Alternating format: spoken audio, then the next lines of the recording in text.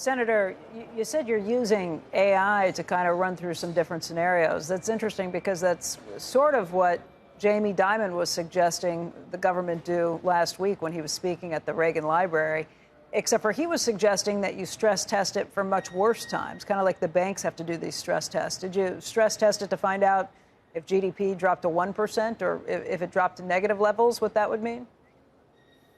I could literally do that in about 10 minutes. So, yeah, that's what I want to lay out in my report. We'll stress test it. I just did the first run on the rosy scenario, 3% growth, which we haven't achieved. By the way, the last 20 years, we've averaged 2% growth.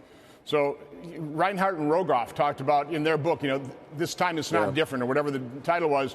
Once you hit 80% of GDP of debt held by the public, you harm economic growth. We may be at that point right now. We're way beyond 8% or 80%.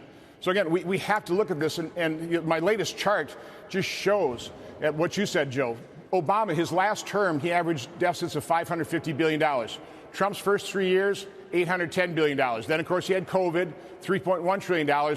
Reasonable leadership would have brought it back down to under $1 trillion.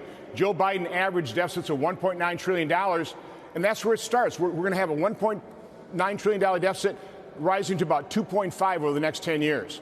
Again, it's completely unsustainable. This is insane what we're doing. No American family, if they had an illness, had to borrow $50,000 to pay for medical bills. If that family member got well, would keep borrowing $50,000 and spend on that level.